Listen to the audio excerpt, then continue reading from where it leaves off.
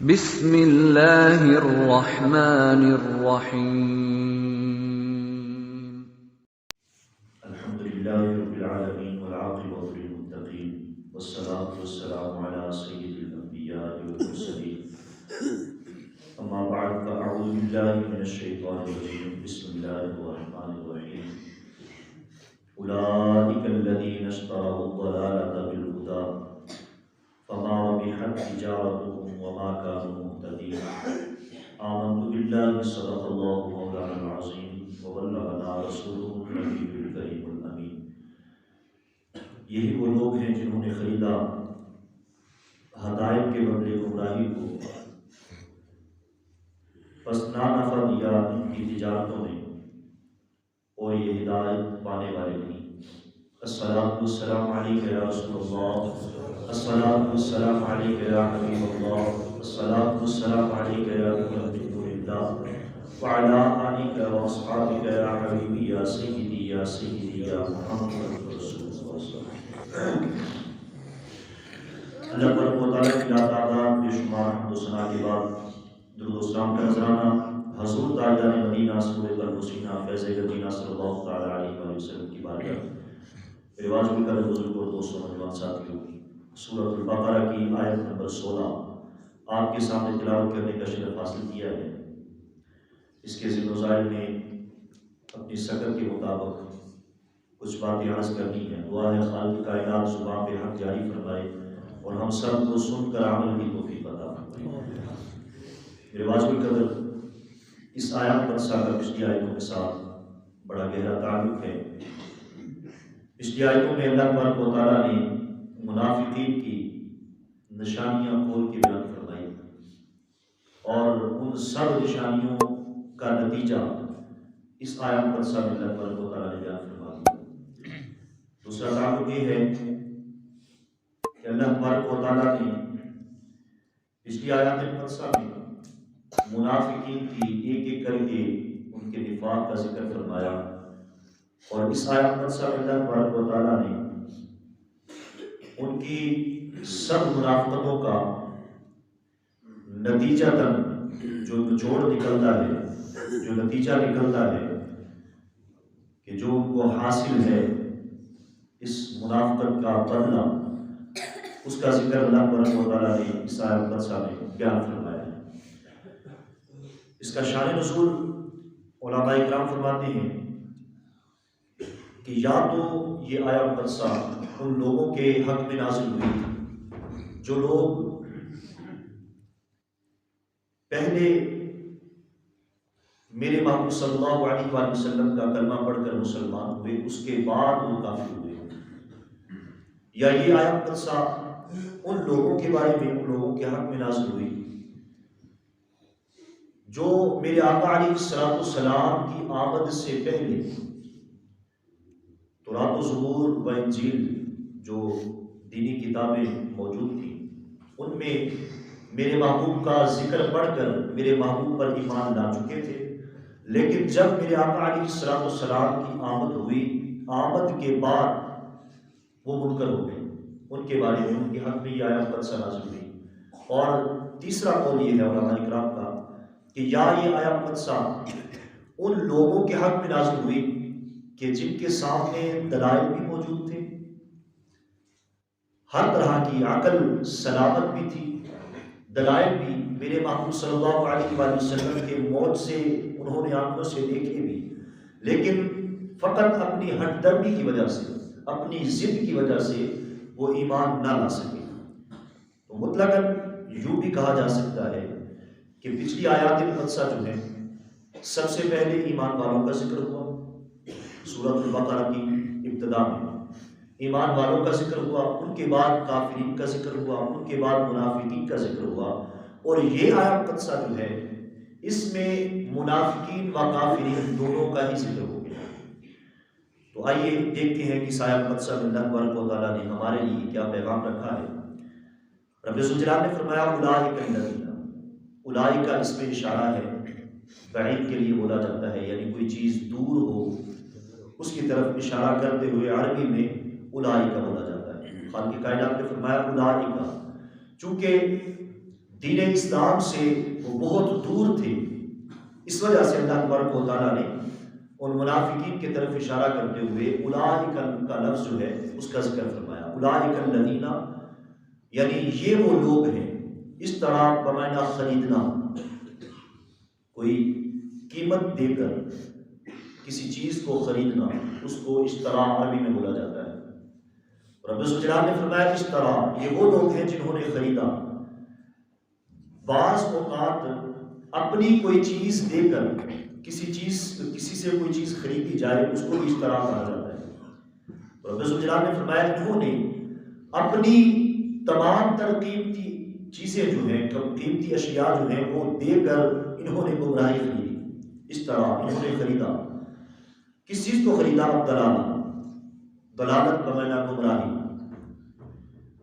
یعنی درمیانی چیز کو چھوڑ کر جو چیز نفع بخش ہو اس کو چھوڑ کر افراد تفرید میں پڑ جانا۔ یاد رکھیے یہاں میں ایک نقطہ عرض کر دوں، الدلالہ اس کا معنی گمراہی یا افراد تفرید میں پڑ جانا۔ اگر یہی لفظ عام انسان کے لیے بولا جائے تو معنی گمراہی ہے، افراد تفرید میں پڑنا ہے۔ اگر یہی لفظ انبیاء علیہ السلام کے بارے میں بولا جائے تو وہاں گمراہی معنی نہیں کیا جائے گا۔ بعض کم عقل لوگوں نے اس کا معنی، یعنی سورۃ الضحیٰ میں وَوَجَدَكَ ضَالًّا فَہَدَىٰ، اس کا معنی نعوذ باللہ من ذالک اپنی کم عقلی کی وجہ سے انہوں نے گمراہی کر دیا۔ لیکن یاد رکھیے جہاں الدلالہ کا ذکر یا اشارہ انبیاء علیہ السلام کی طرف ہوگا وہاں اس کا معنی گمراہی نہیں کیا جائے گا۔ جو انبیاء علیہ السلام کو گمراہ مانے گا وہ بذات خود گمراہ ہے۔ یہاں صرف دلیل کے طور پر ایک بات میں عرض کر کے اپنے موضوع کو آگے لے کے چلوں گا۔ مثال کے طور پر ایک بندے کو کسی جگہ کا معلوم ہی نہیں، مجھے راستے کا پتہ ہی نہیں کہ یہ راستہ برے والا کو جاتا ہے، یہ راستہ ملتان کو جاتا ہے، یہ راستہ لاہور کو جاتا ہے۔ میرے سے آگے کوئی پوچھے، میں نے لاہور بھی نہیں دیکھا، میں نے برے والا بھی نہیں دیکھا، میں نے چیچا بتی بھی نہیں دیکھا، میرے سے پھر آگے راستہ بھی پوچھے اور پھر یہ بھی پوچھے کہ برے والا میں کون کون سی سہولیات موجود ہیں، میں نے دیکھا ہی نہیں، تو پھر میں کیسے کسی کی اصلاح کر سکوں گا؟ اللہ کا نبی جو یہ دعویٰ کرے کہ جنت اور دوزخ اس کا ذکر اور جنت کی نعمتیں اور دوزخ کا عذاب مکمل وضاحت کے سامنے ہمارے سامنے رکھیں تو پھر ماننا پڑے گا کہ اللہ کے نبی نے جنت بھی دیکھی ہوئی ہے، اللہ کے نبی نے جہنم بھی دیکھی ہوئی ہے۔ تو یہ ماننا پڑے گا، یا تو اس چیز کا ہی انسان انکار کر دینا۔ اگر نعوذ باللہ من ذالک کوئی خود گمراہ ہو تو وہ دوسرے کو سیدھا راہ کیسے بتا سکتا ہے؟ اللہ کے نبی نے ہمیں قرآن عطا فرمایا، ہمیں دین اسلام عطا فرمایا، جس پر چل کر انسان اللہ تبارک و تعالیٰ کی قربت حاصل کرتا ہے، اللہ تبارک و تعالیٰ کی رضا حاصل کرتا ہے۔ جس کو چھوڑ کر انسان گمراہ ہو جاتا ہے، تو جو انسان نعوذ باللہ من ذالک خود ہی سیدھے راستے سے بڑھتا ہو وہ لوگوں کو سیدھا راستہ کیا دکھائے گا؟ تو پھر ماننا پڑے گا کہ اللہ کا نبی جو ہے وہ کبھی گمراہ نہیں ہو سکتا۔ تو میرے بات کو قدر رب الجلال نے فرمایا الضلالہ، انہوں نے کیا خریدا؟ گمراہی کو خریدا۔ بالہدا، با عربی زبان میں وہاں بولی جاتی ہے جہاں کوئی اپنی قیمتی چیز دے کر، یعنی درمیان میں جو چیز دے کر کوئی چیز خریدی جائے نا وہاں با بولا جاتا ہے۔ یعنی انہوں نے گمراہی خریدی کس چیز کو دے کر؟ دیا کیا؟ بالہدا، ہدایت کو، یعنی جو قدرتی ہدایت، جو علم، جو عقل خالق کائنات نے ان کو عطا فرمائی تھی۔ کافرین یا منافقین کو ایک عقل جو ہے، عقل سلیم جو ہے انسان کو عطا کی جاتی ہے اس وجہ سے کہ وہ بری چیز کو اور اچھی چیز کی پہچان کر سکے۔ عقل اسی لیے ہوتی ہے نا، بیوقوف پہ اور عقل مند میں یہی تو فرق ہوتا ہے۔ عقل مند انسان، جانور اور انسان میں یہی تو فرق ہے کہ جانور کو رب ذوالجلال نے باقی ہر چیز عطا فرمائی، لیکن جانور کے پاس عقل سلیم نہیں ہے۔ انسان اس لیے اشرف المخلوقات ہے کہ اس کے پاس عقل سلیم ہے، یہ صحیح اور غلط کی پہچان اپنی عقل سے کر لیتا ہے۔ تو ان کی عقل، خالق کائنات نے فرمایا بالہدا، انہوں نے ہدایت کے بدلے گمراہی خرید لی۔ ان کی عقل سلیم بھی اس قابل نہ رہی۔ عقل سلیم جو ہے، جو رب ذوالجلال نے ان کو عقل عطا فرمائی تھی، وہ عقل بھی اس قائم نہ رہ سکی کہ انہوں نے گمراہی خرید لی۔ کس کے بدلے میں؟ ہدایت کے بدلے میں۔ اپنی ہدایت، اپنی جو قیمتی اشیاء تھی وہ انہوں نے دے دی اور گمراہی کو خرید لیا۔ آگے ارشاد فرمایا فما رابحت، رابحت کا معنی ہوتا ہے نفع۔ کوئی چیز ایک تو ہوتا ہے اصل پونجی، میرے پاس 50 روپے ہیں، وہ میری جیب میں، یعنی میں اس کا مالک ہوں۔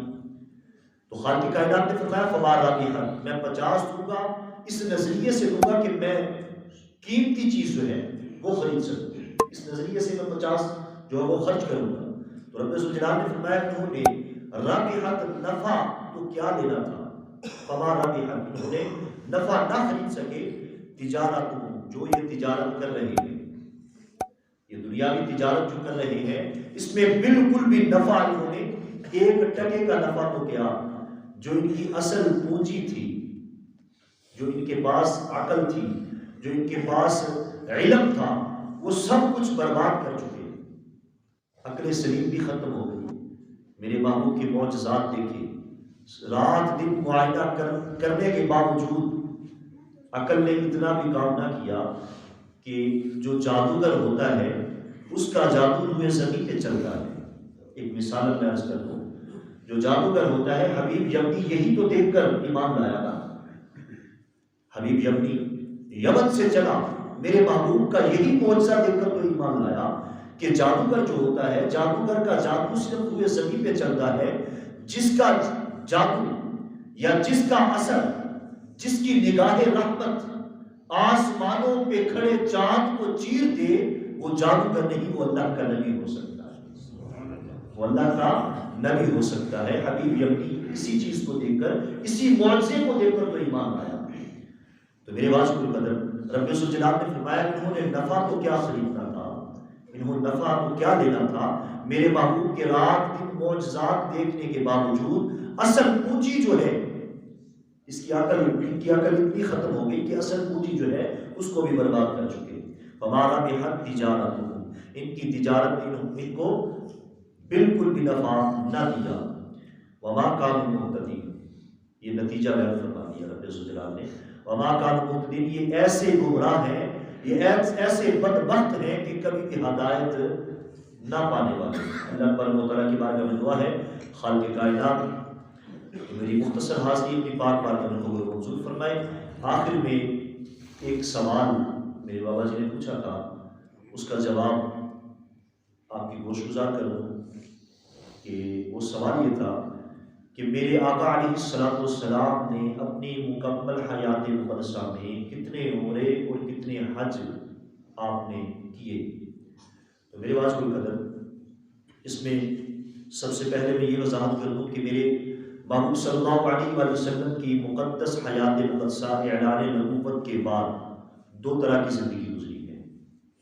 23 سالہ میں 2 طرح کی زندگی گزری ہے، ایک ہے مکی، ایک ہے مدنی۔ 13 سال مکی، 10 سال مدنی زندگی۔ 13 سال جو زندگی ہجرت سے پہلے کی گزری ہے، اس میں مختلف روایات ملتی ہیں، یعنی کوئی معتبر روایت نہیں کہ میرے آقا علیہ السلام نے کتنے حج کیے اور کتنے عمرے آپ نے ادا فرمائے۔ بعض علماء کرام نے فرمایا کہ آپ ہر سال حج کیا، ہر سال عمرہ کیا ہجرت سے پہلے مکی زندگی۔ بعض روایات میں آتا ہے کہ آپ نے 2 حج و 2 عمرہ کیے، بعض میں آتا ہے کہ آپ نے 4 حج و 4 عمرہ کیے، بعض میں آتا ہے کہ آپ نے 10 حج اور 10 عمرہ کیے۔